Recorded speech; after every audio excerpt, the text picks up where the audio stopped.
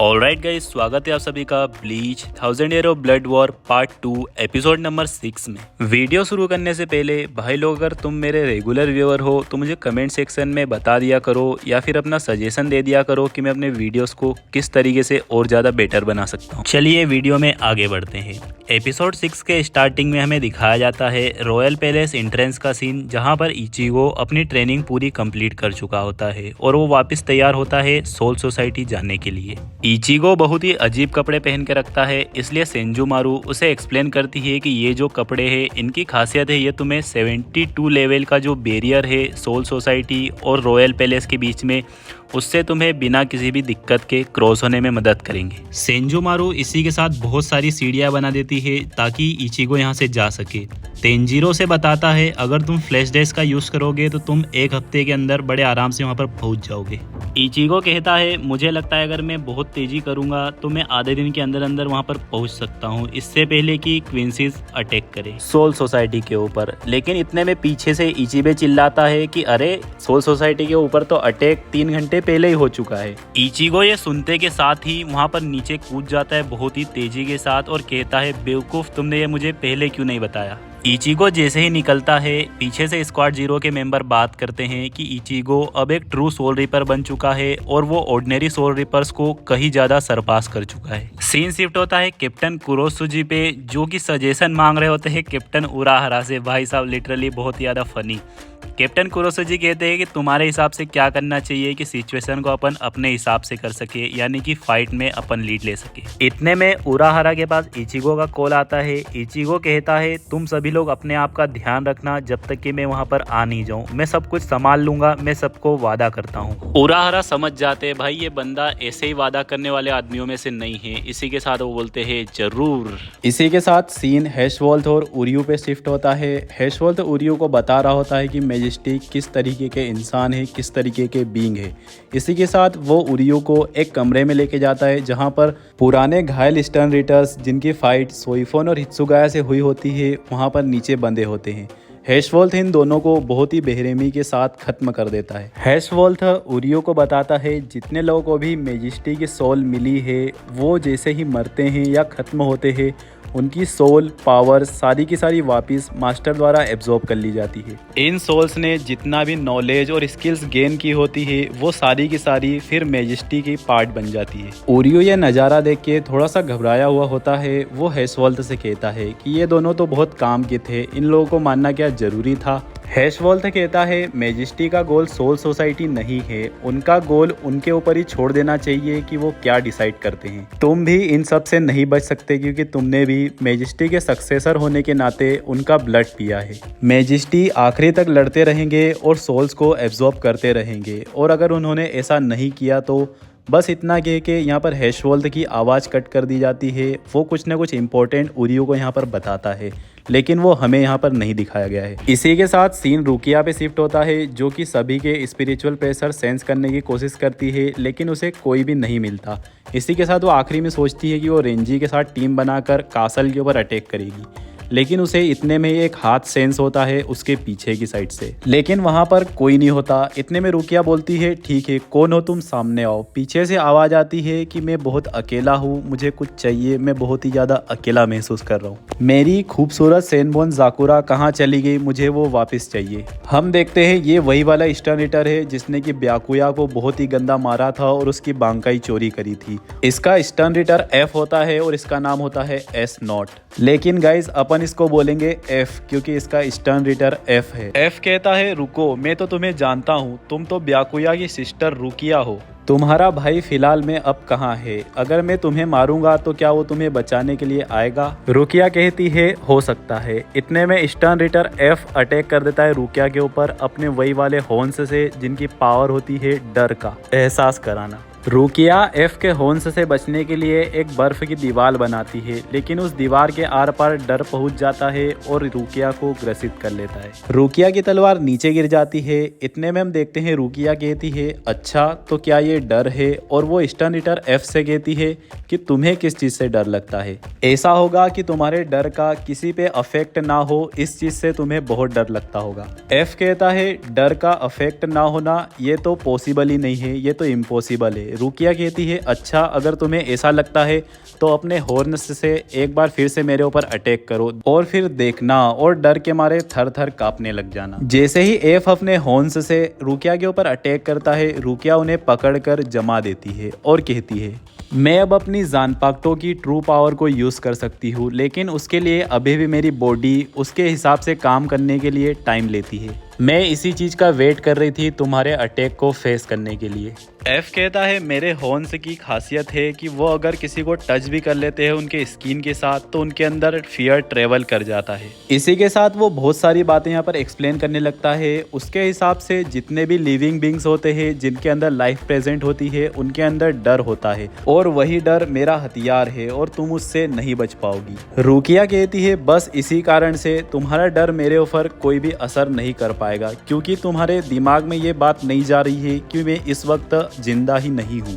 F कहता है ये क्या बकवास कर रही हो तुम। रुकिया उसे एक्सप्लेन करती है मेरी जानपाक्टो कोई ऐसी वैसी जानपाक्टो नहीं है, जो भी इस जानपाक्टो को यूज़ करता है उसका body temperature below freezing point हो जाता है, यानी कि जमने से भी बहुत ही ज़्यादा कम टेम्परेचर। एफ कहता है किसी भी तरीके की बेतुकी बातें मत करो, अगर तुम्हारा body temperature below freezing point है तो इस वक्त तुम्हारे बॉडी का किसी भी फंक्शन को काम नहीं करना चाहिए और तुम्हें यहाँ पर मरा हुआ होना चाहिए। रुकिया कहती है बिल्कुल सही, मैं इस वक्त मरी हुई ही हूँ। मैं अपने रेशी को बहुत ही ज़्यादा बारीकी से कंट्रोल कर रही हूँ जिससे कि मैं कुछ टाइम के लिए अपने आप को मार सकती हूँ, जिससे कि मेरी बॉडी के सारे मॉलिक्यूलर फंक्शन स्टॉप हो जाते हैं और रुक जाते हैं, जिससे कि तुम्हारा फियर भी मेरे अंदर बिल्कुल भी ट्रेवल नहीं कर पाए। एफ ये सुन के बहुत ही हैरान होता है, लेकिन इतने में रुकिया उसके ऊपर अटैक कर देती है और उसे बहुत ही गहरा चोट पहुंचा देती है और अपने खुद के टेम्परेचर की पावर बताने लग जाती है। रुकिया कहती है -18 डिग्री सेल्सियस, ये इतना कम होता है कि अगर कोई गहरा से गहरा चोट भी हो वो भी इसके अंदर से भी ब्लीडिंग नहीं निकलेगी। -50 डिग्री सेल्सियस पे मेरे पैरों के नीचे जितना भी पानी है वो फ्रीज होता है और इससे कि बर्फ के भूकंप आने शुरू हो जाते हैं। एफ रुकिया के ऊपर जैसे तैसे अटैक करता है। रुकिया कहती है -273.5 डिग्री सेल्सियस, ये होता है एब्सोल्यूट जीरो टेम्परेचर। रुकिया अपने मन में कहती है मुझे ये बहुत जल्दी करना होगा क्योंकि इस स्टेट में मैं सिर्फ 4 सेकंड तक ही काम कर सकती हूँ। इतना कह के वो एफ के ऊपर एक अटैक कर देती है जिससे कि एफ पूरा का पूरा वहाँ पे जम जाता है। रुकिया का बॉडी टेम्परेचर अब यहाँ पर वापस नॉर्मल होने लगता है, यानी कि इंक्रीज होने लगता है। वो धीरे धीरे करके वापस आता है। वो कहती है कि अभी भी मुझे बहुत टाइम लग जाता है अपनी वापस स्टेट को रीगेन करने में, अपने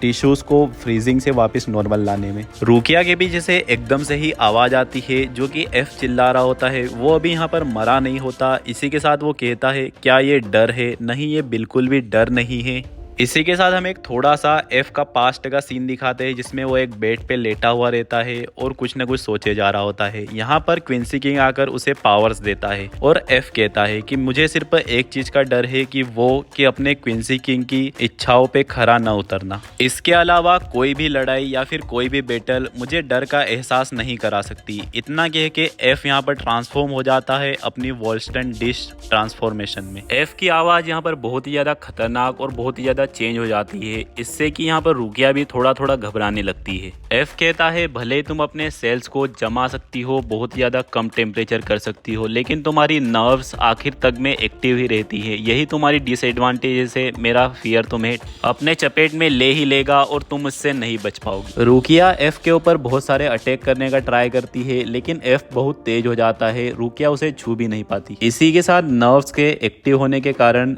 रुकिया के ऊपर एफ के डर का असर होने लग जाता है। एफ रुकिया को डराते डराते कहता है अच्छी मेमोरीज कुछ टाइम के लिए रहती है, लेकिन जो बुरी मेमोरीज होती है वो बहुत ही लंबे टाइम के लिए रहती है।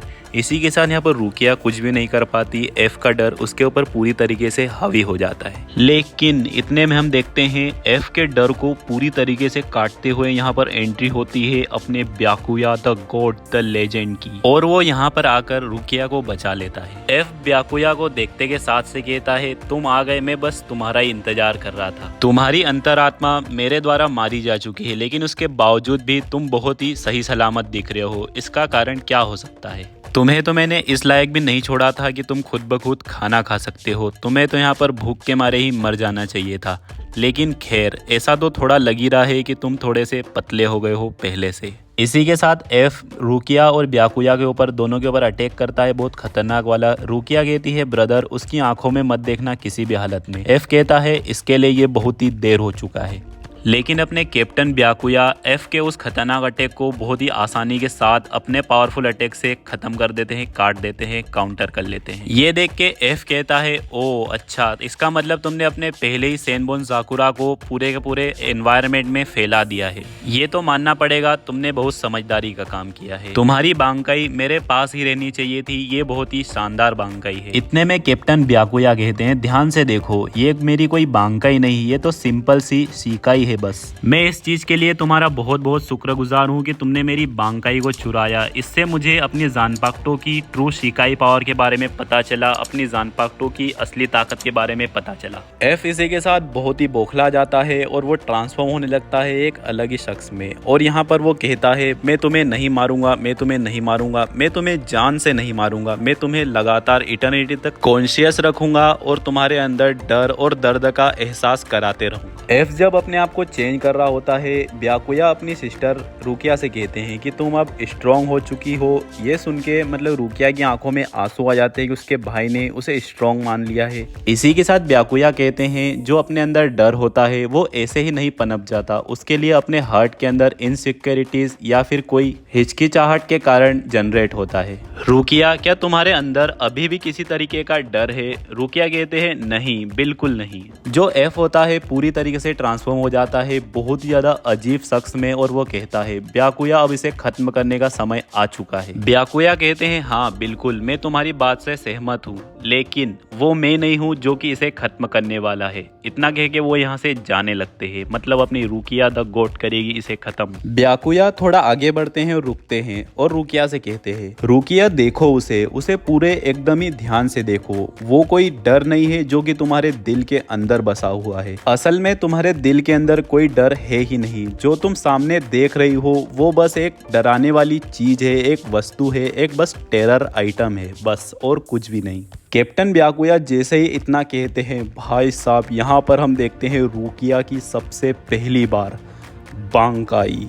इसी के साथ रुकिया अपनी बांकाई को यहाँ पर एक्टिवेट करती है और भाई साहब क्या ही कहने यार, मतलब लिटरली रुकिया की जो बांकाई होती है उसका नाम होता है हाक्का नो टोगामे, जो कि भाई साहब बहुत ही खतरनाक बांकाई होती है। ये एकदम लास्ट में ही दिखाया जाता है, लेकिन फिलहाल में अभी से ही जो स्टर्न रीटर एफ होता है वो कहता है ओ मैं तो डर गई, और वो अपने मन के अंदर ही अपने मास्टर को सॉरी कहता है कि सॉरी मास्टर, लेकिन ये बहुत ज़्यादा डरावना है, मुझे बहुत डर लग रहा है। इसी के साथ हम देखते हैं एफ पूरी तरीके से यहाँ पर जमकर टूटने लगता है, टुकड़ों टुकड़ों में अलग होने लगता है और वो यहाँ पर ख़त्म हो जाता है, यानी कि मारा जाता है। और इसी के साथ भाई साहब हम देखते हैं ब्याकुया कुचकी की बहन, क्या नाम है, रुकिया की सबसे पहला लुक उसकी बांकाई का, और भाई साहब लिटरली ये बंदी यहाँ पर एंजल की तरह लग रही होती है। क्या ही तो खूबसूरत बांकाई है इसकी। एकदम से ही कैप्टन ब्याकुया आकर रुकिया का हाथ पकड़ते हैं और कहते हैं इसे एकदम आराम आराम से वापस रिवर्स करो। कैप्टन ब्याकुया कहते हैं ये बहुत ही मैग्निफिसेंट बांकाई है, इसे एकदम ध्यान से इस्तेमाल करना क्योंकि इसकी कॉस्ट तुम्हारी लाइफ भी हो सकती है अगर तुमने एक छोटी सी भी गलती कर दी तो।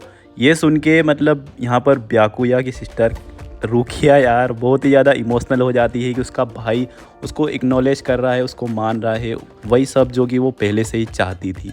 कैप्टन ब्याकुया एकदम ही आखिरी में बोलते हैं चलो रुकिया आगे बढ़ते हैं और सोल सोसाइटी को प्रोटेक्ट करते हैं। इसी के साथ रुकिया बोलती है यस राइट चलो ब्रदर। यहाँ पर एकदम ही लास्ट में एक और इम्पोर्टेंट सीन दिखाया जाता है। यहाँ पर होती है स्क्वाड उनाहना की ल्यूटेनेंट और स्क्वाड जाराकी की ल्यूटेनेंट। याचिरू कैप्टन उनाहना की ल्यूटेनेंट को कंबल देते हुए कहती है कि अपन इनको यूज़ कर सकते हैं बेडिंग के लिए। उनाहना की ल्यूटिनेंट कहती है तुम्हारा बहुत बहुत शुक्रिया इन सब के लिए। याचीरो कहती है कोई बात नहीं, जब तक कैप्टन केम्पाची यहाँ पर नहीं है मैं तुम्हारी इतनी मदद तो कर ही सकती हूँ, और मैं यहाँ पर बहुत सारा काम देखती हूँ, मुझे जितनी भी दवाइयाँ जितनी भी मदद का सामान दिखता है मैं उन्हें दौड़ के इकट्ठा कर लेती हूँ और इधर उधर भागते रहती हूँ सबको पहुँचाने के लिए। उनाहना की ल्यूटिनेंट अपने मन में कुछ सोच ही रही होती है कि एकदम ही पीछे से एक बंदे की आवाज़ आती है जो ल्यूटिनेंट अपने मन में सोच रही होती है उसी को कंटिन्यू करके बोलता है। मतलब लिटरली भाई वो क्या मालूम कैसे उसके मन की बात को जान लेता है। ऑब्वियस सी बात है ये कोई एनिमी है और ये कोई क्विंसी है, लेकिन कौन है धीरे धीरे अपन को पता चलेगा। वो बंदा कहता है तुम इधर उधर किसे ढूंढ रही हो। वो एकदम थोड़े टाइम के लिए इनविजिबल होता है और कहता है मैं तो तुम्हारे कंधे पे ही बैठा हूँ, और वो उसके कंधे पर चढ़ जाता है। इतने में ही जो याचीरू होती है बहुत ही शानदार पंच मारती है उसके चेहरे पे, मतलब मजा हिला देती है उसको। वो बंदा एकदम ही बहुत तेजी के साथ गायब हो जाता है और कहता नहीं है वो याचीरू को वापस पंच मार देता है। वो बंदा कहता है ऐसा लगता है तुमने मुझे पंच कर दिया, ऐसा मेरे साथ पहली बार हुआ है, आज तक मुझे कोई भी पंच नहीं कर पाया। और तुम दोनों जानना चाहती हो इसलिए मैं बता देता हूँ, मैं कभी भी यहाँ पर मौजूद नहीं था। मैं तुम्हारी नज़रों और तुम्हारे दिमाग दोनों से ही पूरी तरीके से गायब हो सकता हूँ। और इसी के साथ भाई लोग आप लोगों को वीडियो को लाइक करना है, चैनल को सब्सक्राइब करना है और बेल आइकन को ऑल पे सिलेक्ट करना है, क्योंकि ये है एंड एपिसोड नंबर 6 का bleach 1000 year of blood war part 2। मिलते हैं एपिसोड नंबर 7 में, तब तक के लिए बाय बाय।